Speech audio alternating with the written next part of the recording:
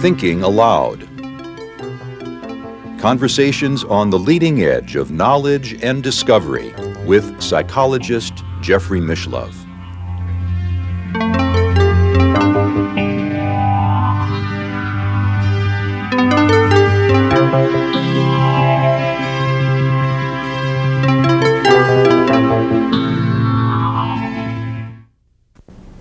Hello and welcome.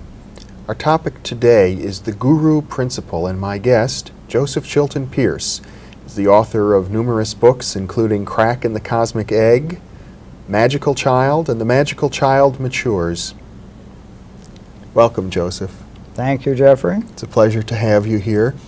You made a major change in your life about 10 years ago when you became a student and perhaps even a devotee, would be a proper word, of the Siddha Yoga program developed by Swami Muktananda and his teachers. And in your most recent writings, you talk about the Guru Principle as being an important vehicle or aspect for learning and conveying of certain states of being that are perhaps almost impossible to communicate in other ways. Is that a fair statement? Yes, the Guru Principle to me is the most essential of all life processes, and it's a process, it's a function.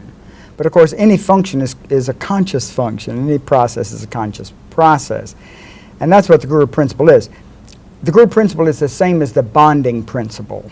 In a way, it's kind of a glorified extension of the principle of bonding. Yeah. For instance, a free electron lasts a fraction of a microsecond, but the minute it bonds to another electron and forms a closed system, then it has stability and permanence after a fashion. And in the same way, the bonding principle behind an atom holds it in the most powerful force that we know of on a physical level. And the atom is held into its molecular bond by the same principle of bonding or relationship.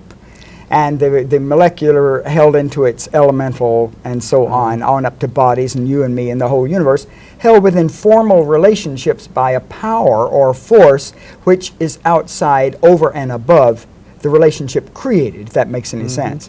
Well, the archetypal model for bonding, I suppose, for humans is the parent and child bonding. And I think in our culture it almost seems threatening to people to treat another adult, a guru, with the kind of sentimental affection that one has for a parent. Well, that's because most of us were not bonded to our parent through the intellectual interferences of medical technological childbirth. We know that the bonding between mother and infant, this comes from massive straight scientific research, takes place when the infant is given total interaction with the mother in the immediate hours after birth. And this bonding function takes place, which, as both McLean and Keller and the rest of them find, precisely changes the entire brain structuring and operation of both mother and infant over those who are separated. Within hours of birth? No, immediately after birth this has to happen. I see.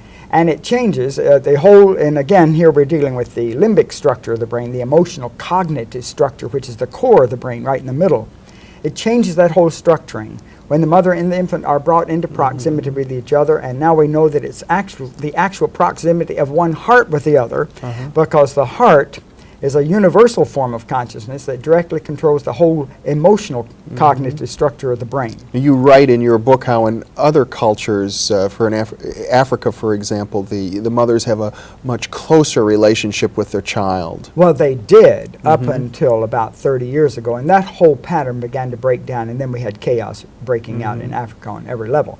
We find it still observed in many parts of the world, and now in many parts of America, when we have a different type of childbirth bringing them in. The mothers that you describe would carry their babies in a sling and never get soiled because they would know in advance when the baby was ready to poop and take them to the bushes in advance. Because bonding is a very superior type of intelligence, which is nonverbal, pre-linguistic, you might say, and operating over and above all the separate parts that it connects together. So the mother and the infant bonded have an intuitive communication that doesn't need to ever be spelled out. And this bonding function of mother and child is precisely the same bonding function that you find between master and disciple, or between student and teacher. And the function or the role is precisely the same. There is no difference. That's why my teacher, Muktananda, years ago, said that the mother was the first guru. Now, the word guru simply meaning teacher, spiritual teacher, or the one who leads from darkness of ignorance to the light of knowledge. And the mother functions. Look at what she has to do, Jeffrey. It's very simple. She has to bring the infant from the darkness of the womb to the outer world first.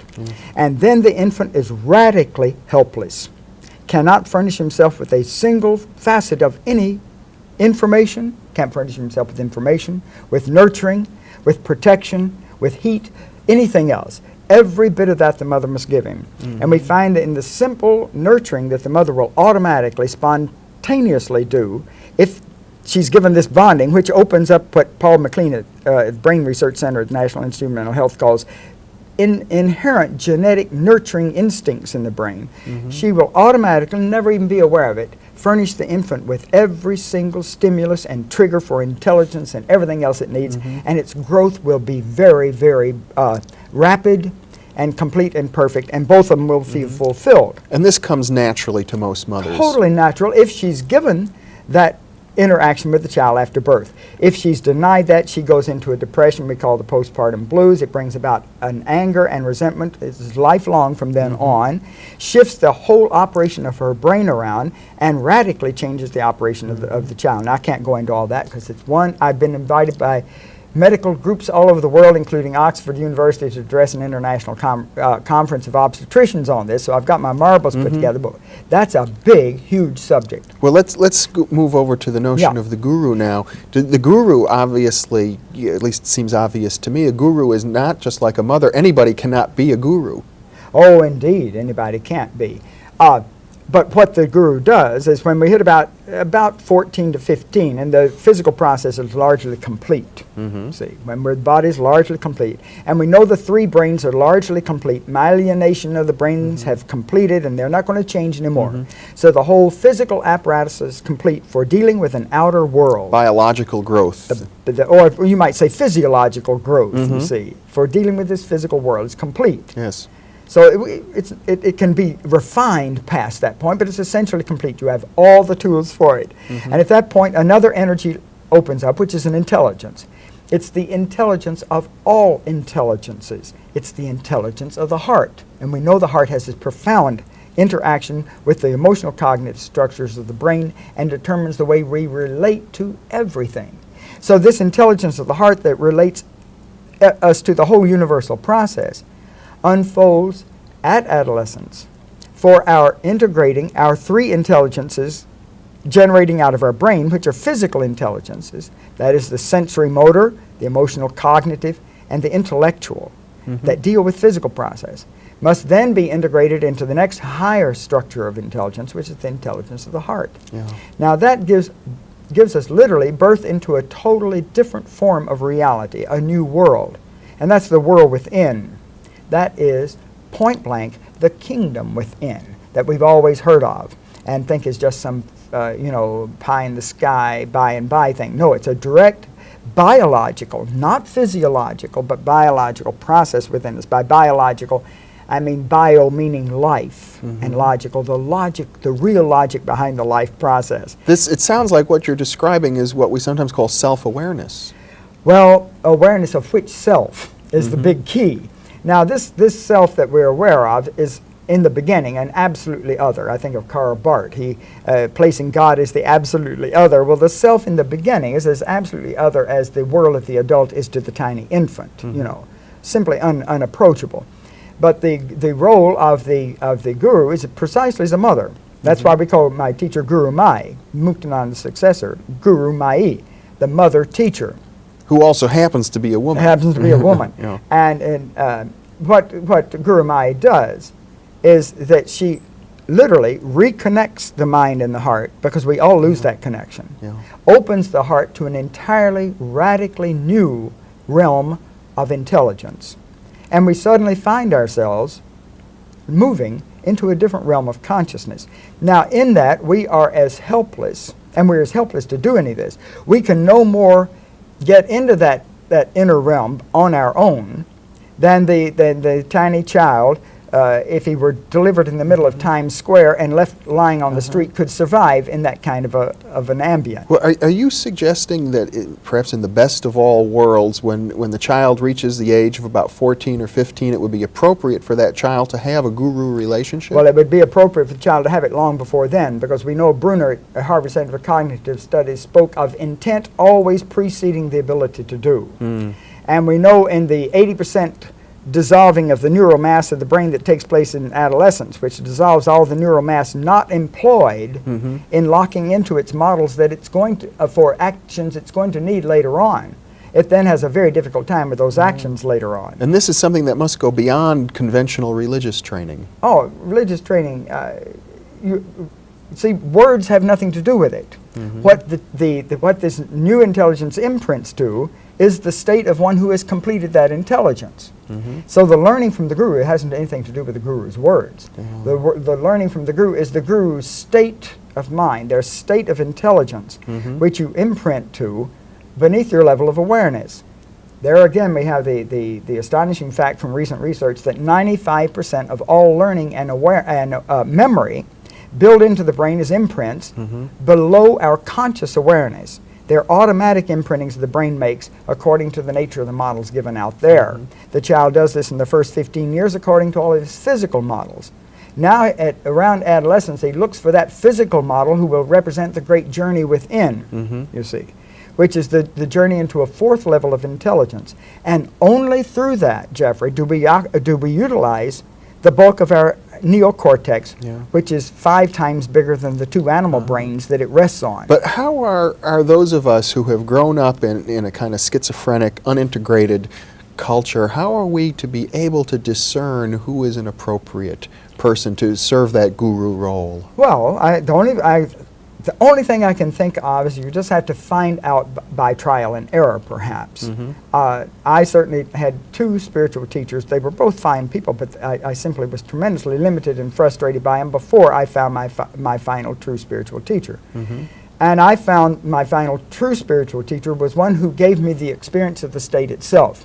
All the other teachers and all the teachers I'd had in childhood and adolescent and so on simply would describe what they hoped maybe someday I would understand. They had never experienced it, but they would describe it, you see, because they had read descriptions of it. And then they would prescribe behaviors for me which they hoped might eventually stumble me into that which they had described in their words. Now, the great teacher teaches you by giving you the experience as your initial starting point, because again, the brain imprints to the actuality of its reality. The Santiago biologists, the most brilliant biological school we've got going on Earth practically, say that you cannot perceive in a reality until you behave in that reality, until the whole system responds within that reality.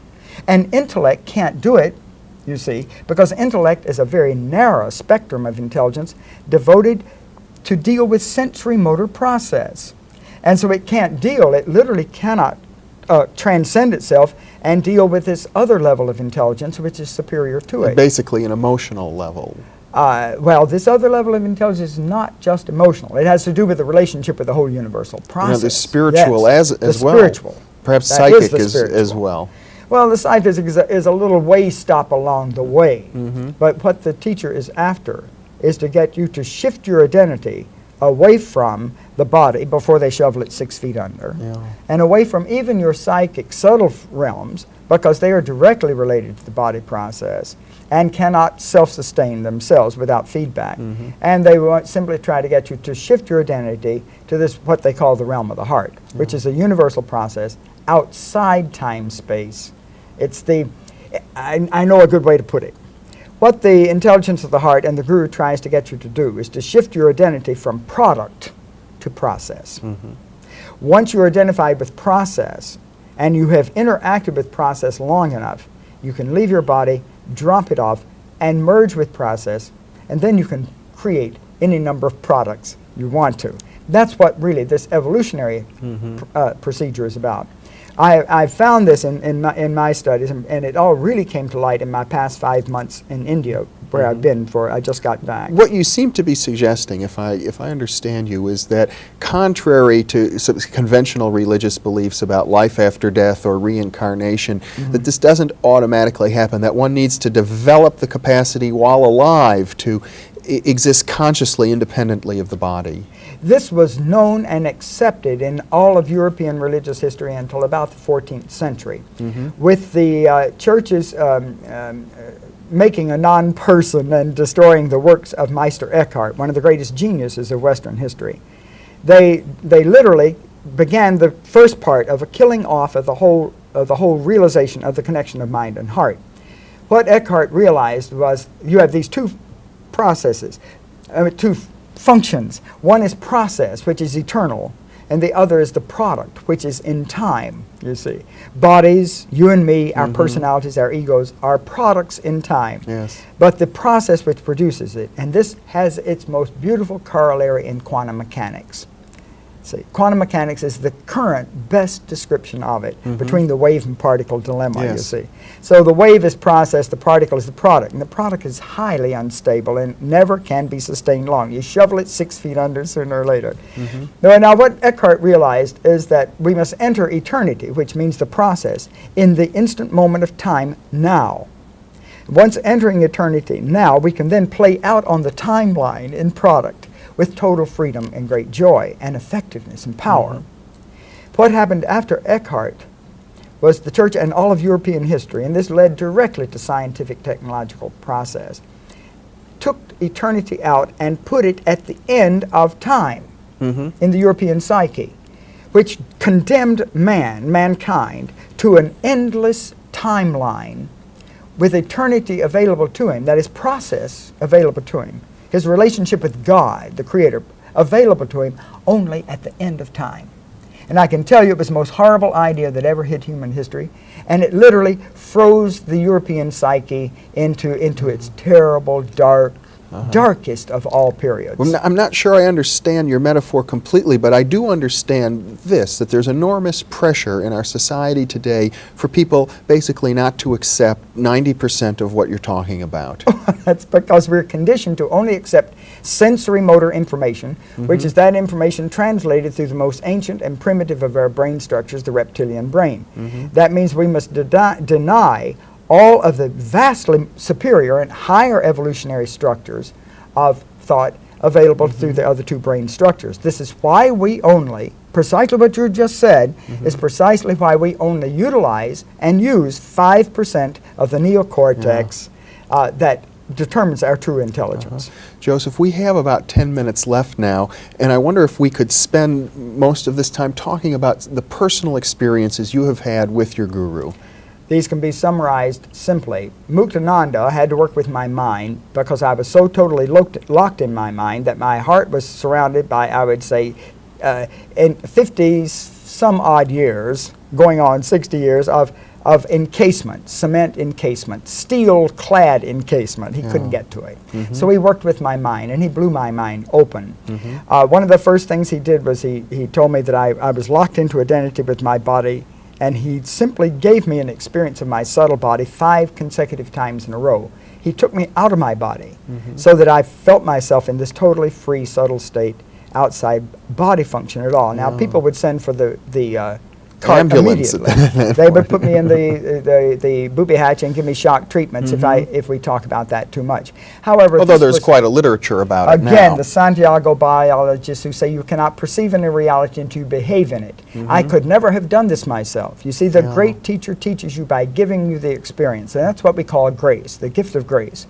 Grace gives you the experience so you can behave in it and build up perceptual patterns to handle that. But people do have out-of-body experiences without gurus. Yes, and uncontrolled. And sometimes they can develop them and follow them. But then they always end up stuck in a subtle state.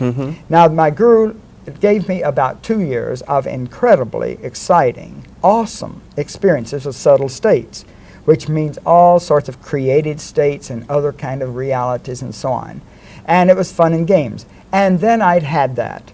And then other things began to be necessary. My perceptual patterns were built up enough then that I could handle other types of process. Then we started moving into pure process rather than the subtle states that had already been created. In other words, you went through a phase of what some people call the oh wow phase, all kinds of psychic, mystical, wonderful mystical, experiences, psychic. experiences, and then you went into something a little more mature. Oh, indeed, Than indeed. that. You see, the great teacher will never let you stop at any point. These are simply learning processes.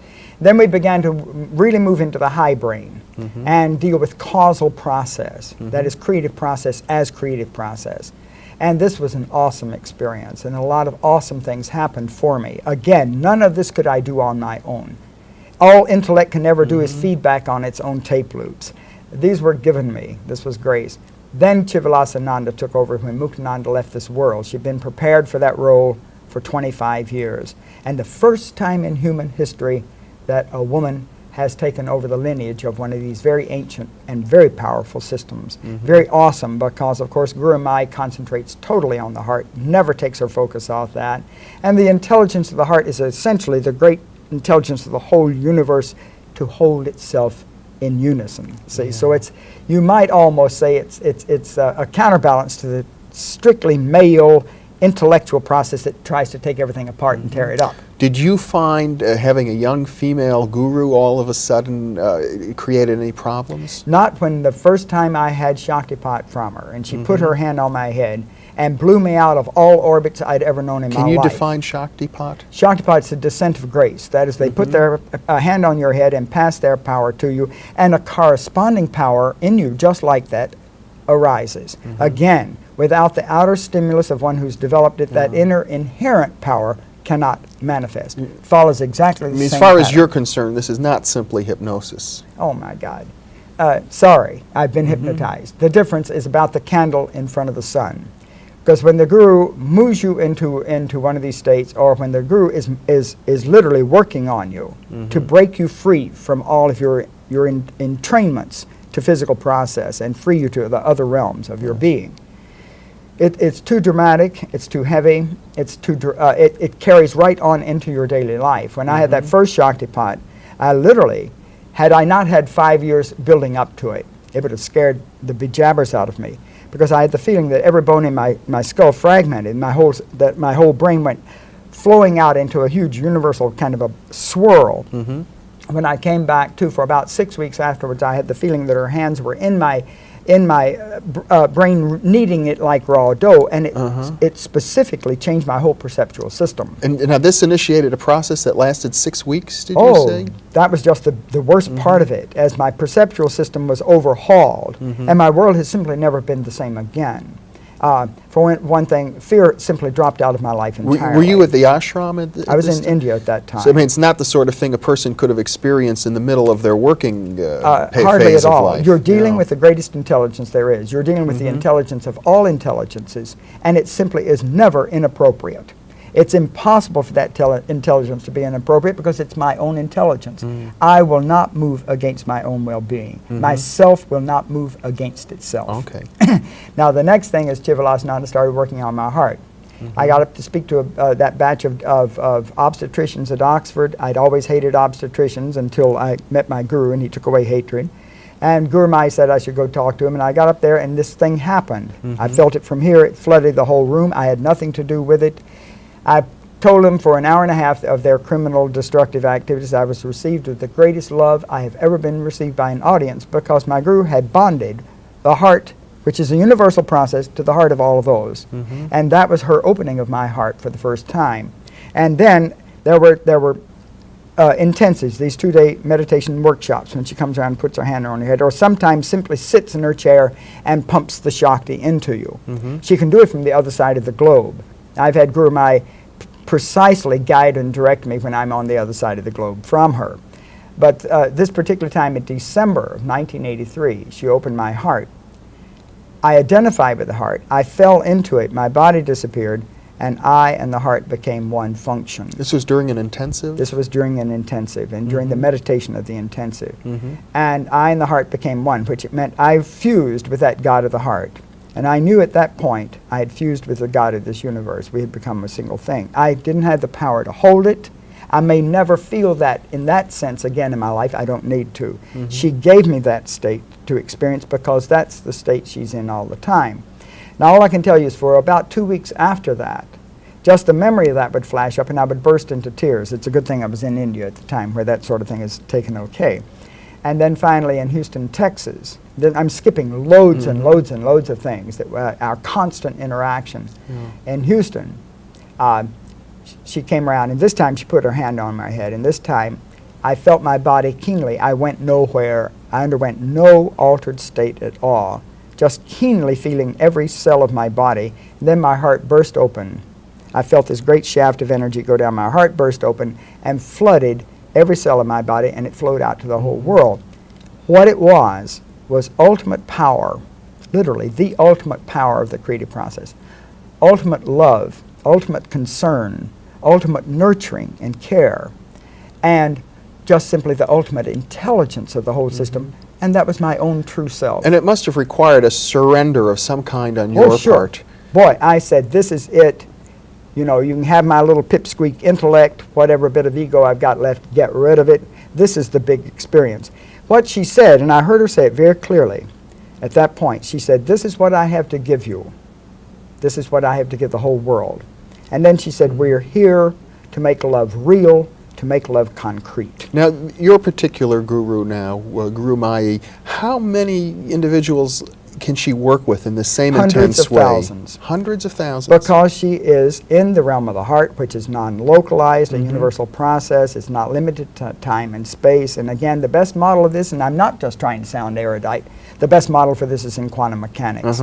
And Guru Mai and the Siddha Foundation that has her come over here in America also goes to Europe and all over the world, Japan, and throughout India. She has hundreds of thousands of followers, and all of us are intimately connected with her because the connection is through the heart. And it simply releases into our life a tremendous power, a tremendous confidence, a serenity, a happiness, and a joy. It floods us so thoroughly with love that there's no room left for anger and at all. And it doesn't seem to have interfered with your ability to function in the regular Western society. Guru Mai says you must perfect your intellect to its highest possible point that it might be a true instrument of the heart. But then, she says the converse, only the heart can perfect the intellect. Only the heart, the higher intelligence, can integrate the intellect into its own highest state. Joseph Chilton Pearce, thank you very much for being with me. It's been a real pleasure. Thank you, Jeffrey. And thank you very much for being with us.